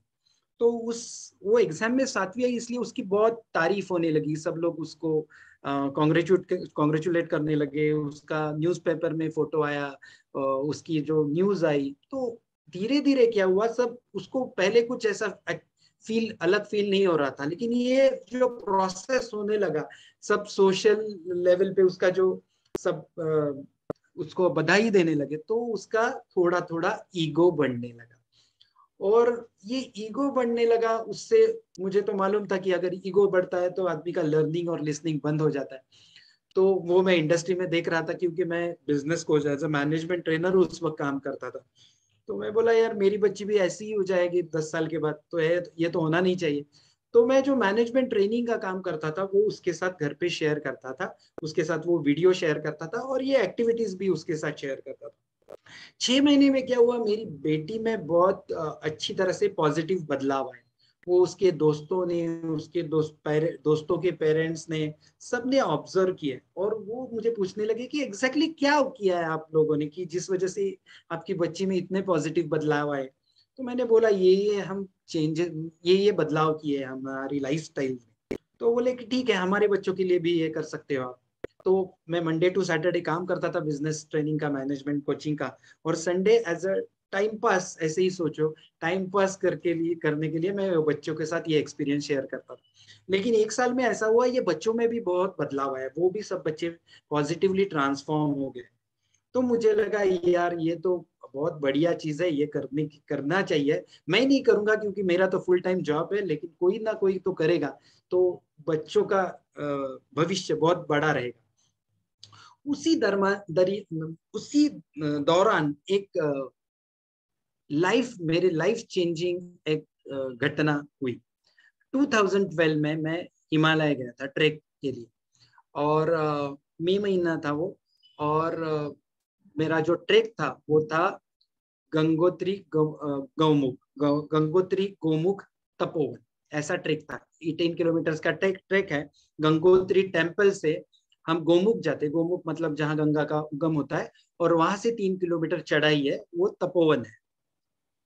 तो वो ट्रैक था, और 9 मई 2012 ये जो दिन था, उस वक्त हमारा आखिरी पड़ाव था, मतलब उस दिन हम तपोवन जाने वाले थे। तो 9 मई को सुबह उठने के बाद मुझे थोड़ा तकलीफ होने लगा, सांस लेने में भी थोड़ा तकलीफ हो रहा था। तो मेरा जो ट्रैक लीडर था उसको मैंने बताया कि अरे मुझे आज तकलीफ हो रहा है। बोला क्या तकलीफ हो रहा है?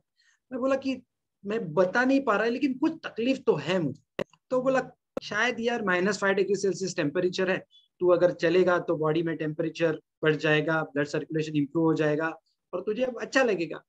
मैं बोला ठीक है, ट्रैक लीडर बोल रहा है तो जाएंगे। तो ट्रैक लीडर का मैंने सुना और मैं चलने के लिए शुरू किया। लेकिन जैसे जैसे मैंने चलना शुरू किया तब वैसे वैसे मेरा तकलीफ बढ़ गया। मुझे और कुछ बहुत अनकंफर्टेबल महसूस हो रहा था। क्या हो रहा है मैं बता नहीं पा रहा था, लेकिन मुझे तकलीफ हो रहा है, इतना ही मुझे पता चल रहा था। हम गोमुख पहुंचे। 6 किलोमीटर उस दिन का हमारा जो जर्नी था वो हो गया। अभी 3 किलोमीटर सिर्फ चढ़ाई बाकी था। मैंने उसको वापस बताया कि मुझे बहुत तकलीफ हो रहा है, अब मुझे चढ़ना बहुत डिफिकल्ट जाएगा।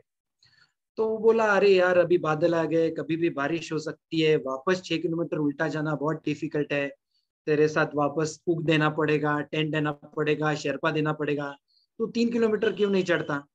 मैं बोला ठीक है यार, ये बोलता है तो 3 किलोमीटर चढ़ाई करेंगे। तो इसलिए मैं 3 किलोमीटर वो चढ़ाई करने के लिए शुरू की। लेकिन वो बहुत डिफिकल्ट था, मतलब जिंदगी में इतना परेशान मैंने ट्रेकिंग में कभी नहीं हुआ था, तो उस वक्त हुआ था। मैं एक सिप इलेक्ट्रॉल लेता था और 2 पाँव डालता था। ऐसे मैंने 3 किलोमीटर करने के लिए 2 घंटे लिए। मैं 2:30 बजे वहां पे पहुंचा, टेंट में गया और मैं वहां पे ही गिर गया। कॉन्शियस था लेकिन मैं गिर गया। उसी वक्त बहुत ज्यादा स्नोफॉल शुरू हुआ। 2:30 बजे से 6:30 बजे तक हेवी स्नोफॉल शुरू था और इतनी ठंड बढ़ गई, मतलब यहाँ से बाजू के टेंट में जाना भी बहुत मुश्किल हुआ था, इतना स्नोफॉल हेवी था। 6:30 बज गए, स्नोफॉल कम हुआ। मेरा डॉक्टर में मतलब मेरा दोस्त है डॉक्टर, वो मेरे टेंट में ही था। उसने मेरा हार्ट बीट चेक किया, पल्स चेक किए, तो उसको लगा ये तो बहुत डेंजरस सिचुएशन है, कुछ कर नहीं सकेंगे, और उससे लगा कि ये अभी मरने वाला है। उसने मुझे नहीं बोला उस वक्त, लेकिन बाकी सब लोगों को जो हमारे साथ थे, मेरे दोस्त थे, उनको बताया कि ये बहुत क्रिटिकल कंडीशन है और ये इसकी बचने की कंडीशन बहुत कम है। मुझे नहीं लग रहा था इससे, मुझे लग रहा था मैं तो क्या मरने वाला नहीं हूँ, लेकिन इन सबको लग रहा था मैं मरने वाला। रात को 2 बजे ये जो ट्रांसफॉर्मिंग जो मेरे लाइफ का जो बदलाव हुआ है वो रात को 2 बजे हुआ। रात को 2 बजे क्या हुआ कि मुझे लगा मैं मरने वाला हूँ, अभी मैं जिंदा नहीं बच पाऊंगा, क्योंकि मुझे सांस लेने में बहुत तकलीफ हो रही थी। मराठी में हम उसे घरघर कहते, घरघर लागल्याचं तुम्हाला वाटतं, मतलब सांस फूलती है ऐसा शायद हिंदी में कहते। तो वैसा मुझे लग रहा था कि अभी बहुत डिफिकल्ट है। तो मैंने आंख से ही उसको बताया कि अरे यार वो टेंट का पर्दा खोल दो। तो वो मैं बोल नहीं पा रहा था, इसलिए मैंने आंख से उसे बताया। तो वो बोला अरे बाहर -10 डिग्री सेल्सियस टेम्परेचर है, मैं नहीं खोलूंगा टेंट का पर्दा। तो मैंने आंख से ही उसको वापस कन्विंस किया कि मैं बोला अरे यार मैं मर रहा हूँ, -10 डिग्री सेल्सियस में मर गया क्या और -26 डिग्री सेल्सियस में मर गया क्या, मरना ही है। तो उससे मुझे वो टेंट का पर्दा खोल। तो वो टेंट का पर्दा जब उसने खोला तो वो जो मोमेंट था वो दैट इज अनुभूति, वो एक्सप्लेन नहीं कर पाऊंगा। वो एक्चुअली वहां शिवलिंग पर्वत है, मतलब 2000 मीटर का एक पर्वत है और वो शिवलिंग का आकार है उसका, तो इसलिए उसे शिवलिंग पर्वत कहते हैं। और उस वक्त भी आज जैसे मतलब पूर्णिमा है, वैसे उस दिन भी पूर्णिमा थी, तो फुल मून था और शिवलिंग पर्वत और उसके ऊपर वो चांद। वो देख के मुझे मेंटली खूब बहुत ही पीसफुल लगा। मतलब फिजिकली मेरा तकलीफ कम नहीं हुआ, लेकिन मेंटली मैं अंदर से मुझे बहुत सुकून मिला। और एक 10-15 मिनट के बाद मैंने सोचा यार जिंदगी में कभी ना कभी तो मरना ही है। मतलब एक तो सच है, मरना तो है ही, जीने वाला हर आदमी जिंदा है, वो मरता है। तो वो मैं बोला यही मरने का बेहतरीन समय है, मुझे अभी मरना है, ये द बेस्ट थिंग। अब मैं क्या कर सकता हूँ, तो मैं मर सकता हूँ। तो इसलिए मैं मरने के लिए तैयार हो गया। मैं बोला यार मरूंगा अभी। और मैं बहुत पॉजिटिव था, बिल्कुल बिल्कुल मतलब बिल्कुल निगेटिविटी नहीं थी कि अरे यार मैं मरने वाला हूँ। मैं बहुत हैप्पी था कि मुझे इतना आइडियल मौत आ रही है कि शिवलिंग पर्वत है, हिमालय में हूँ, और कोई भी परेशानी दिन में नहीं थी, कोई अटैचमेंट नहीं था, कोई भी दर्द ही नहीं था, फीलिंग नहीं था दर्द का। तो मैं मरा ही नहीं यार। लेकिन ये सबसे बड़ा प्रॉब्लम ये है मैं मरा ही नहीं। तो 4:30 बजे सुबह मुझे अंदर से बहुत अच्छा फील हुआ था। उसने 15-20 मिनट वो पर्दा बंद कर दिया और मैं खड़ा रहने की कोशिश कर रहा था। उसी वक्त मन में एक विचार आया कि अगर मैं मर गया, या अभी वापस तो जाना है, मर गया तो क्या करूंगा। तो मैं बोला यार ये मेरे डॉक्टर दोस्त की परेशानी, मरना है, मरने के बाद क्या करना है, जलाना है या यहीं वो फेंक देगा, ये इसका प्रॉब्लम, ये मेरा प्रॉब्लम नहीं। और अगर मैं जिंदा रहा तो मैं क्या करूंगा। तो उसी वक्त मेरे मन में आया कि ये बच्चों के लिए मैं कुछ काम करूंगा, उनकी इमोशनल फिटनेस के लिए काम करूंगा। और जो मैं 2 साल से मेरे बेटी के लिए, उसके दोस्तों के लिए जो कर रहा हूँ, मैं सोसाइटी के लिए काम करूंगा, अगर मैं बच गया। तो अभी तो मैं बच गया हूँ, सामने हूँ आपके। मुझे एक छोटी सी बीमारी उस वक्त हुई थी। वहां पे एक चिड़वासा नाम का जगह है, चिड़वासा भोजवासा, वैसे एक चिड़वासा नाम का जगह है। वो चीड़ नाम का वहां पे पेड़ रहता है, उसकी पोलन्स की मुझे एलर्जी है। वो सिर्फ हिमालय में रहते हैं, हमारे यहाँ मतलब यहाँ जो हमारा एरिया है जो है, वहां पे ये चीड़ वृक्ष नहीं रहता, चीड़ का पेड़ नहीं रहता। तो ये पोलन है, उसकी मुझे एलर्जी है। रेस्पिरेटरी सिस्टम वो पूरा उसने ब्लॉक कर दिया था। मैं उसी रात को 9th में, मतलब 10th में को 12:30 बजे मैं उत्तरकाशी पहुंचा। वो एम्बुलेंस, चलना, घोड़ा, ये सब बहुत मेरा जर्नी हुआ। और रात को ट्रीटमेंट शुरू हुआ और मैं 24 आवर्स में नॉर्मल हो गए। तो क्योंकि इन्फेक्शन पे इमीडिएटली डॉक्टर्स ने काम शुरू किया। और ये जो मेरी जिंदगी में बदलाव आया, उस वक्त मेरे साथ मेरा वो डॉक्टर था। बाद में हम दिल्ली एयरपोर्ट आए। दिल्ली एयरपोर्ट में मेरा एक दोस्त था जो डॉक्टर था, जो पूरा वक्त मेरे साथ था। और हमारी और एक दोस्त थी, चेतना गोसावी नाम की। एक मराठी में तोतो चांद, मतलब जापानीज एक बुक है तोतो चांद नाम का, तो उसका मराठी में ट्रांसलेशन ये चेतना ताई ने किया है। और ये जो तोतो चांद के लिए इसने जो मराठी ट्रांसलेशन किया था, ये बच्चों के लिए बुक है तोतो चांद। अगर आपको मिलेगा तो आप जरूर पढ़ना।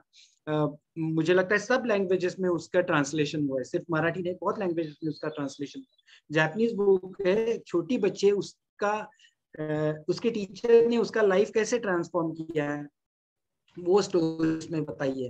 तो इस बुक के लिए चेतना को नेशनल अवार्ड मिला था। तो वो मेरे साथ थी उस डिस्कशन में, और उसको मैंने बताया कि ऐसे ऐसे मुझे फील हुआ कि बच्चों के लिए कुछ काम करना है। तो वो बोली जरूर करो, मैं आपके साथ हूँ। और बाद में मैं पुणे आया और धीरे धीरे मैंने जो मैनेजमेंट ट्रेनिंग का काम किया था वो बंद कर दिया।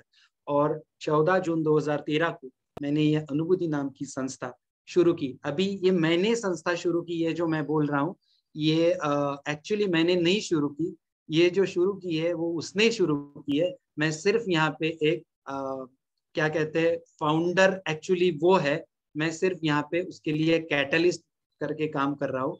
और वो जो अनुभूति मुझे हिमालय में आई, इसलिए संस्था का नाम अनुभूति है। और सब जो है कर्ता कर्विता वो ऊपर वाला है, और वो ये सब करवा रहा है। हम सब यहाँ पे जो है वो उसकी जो ड्रीम है वो फॉलो करने की कोशिश कर रहे हैं। सो ऐसे ये अनुभूति की शुरुआत हुई। बहुत ही बढ़िया, रोमांचकारी। जितना एक्सपीरियंस अच्छा है उसी की वजह से बात के एक्सपेरिमेंट्स भी अच्छे हैं। Thank you very much Sameer ji for this wonderful session. आज थोड़ा ज्यादा लेट हो गया है तो इसलिए पता नहीं कि सवाल जवाब कर पाएंगे या नहीं कर पाएंगे, पर दोबारा हम आपको इनवाइट करने की जरूर सोचेंगे और आपको दोबारा बुलाएंगे बार बार, और एक प्रोग्राम पेरेंट्स के और टीचर्स के साथ करेंगे. On behalf of DSPPL, thank you very much to your entire team. और गुरुजी को मैं लास्ट में देता हूँ. Thank you so much Sameer ji, आपने बहुत बढ़िया तरीके से पेश किया. और आपने जो एक बात बताई थोड़ी सी उसके बारे में 1 आध मिनट बोलना चाहूँगा. आपने जो कहा कि मन और शरीर दोनों साथ में रहे तो स्पैन ऑफ अटेंशन बहुत अच्छी तरह से होता है, नहीं? अगर दोनों अलग अलग हो तो उसमें दिक्कत होती है ना. और ये वाक्य, ये जो आपने कहा, तो गीता की शुरुआत वहां से, धर्म क्षेत्रे कुरुक्षेत्रे समावेता युत्सवः. ये धर्म क्षेत्र का मतलब है मन और कर्म क्षेत्र का मतलब है शरीर. अगर वो समावेता है तो बिल्कुल हमारा time of attention is very large. And अगर वो युत्साह है, एक दूसरे के साथ झगड़ रहे हैं, स्कैटर्ड है, then there is a war within. And probably Dhritarashtra को एक ही चीज जानना था कि मेरे भीतर क्या चल रहा है, कि मेरे दोनों जो है मन और शरीर साथ साथ आगे बढ़ रहे हैं कि एक दूसरे के साथ लड़के आगे बढ़ रहे हैं. That is the whole Gita open. So ये बहुत आपने बहुत अच्छी तरह से आज की भाषा में समझाया. Thank you so much and God bless you all. आप बहुत अच्छे काम कर रहे हैं. ये अनुभूति सबकी तरफ पहुंचे, क्योंकि अनुभूति से ही इंसान आगे बढ़ सकता है. अनुभव से भी अनुभूति, ये बहुत सुंदर शब्द है. And there is a very fine difference between anubhav and anubhuti. So thank you very much for being with us. और हम चाहते हैं कि आप बार बार हमारे भीतर आए और आपके जो एक्सपीरियंस है, अनुभूति आपकी, तो उसको हमारे साथ शेयर करते हैं. So God bless you all. Enjoy today. Thank you so much. Thank you very much for joining all. आज का मीटिंग यही खत्म करते हैं. थैंक यू एंटायर अनुभूति. जय गुरु.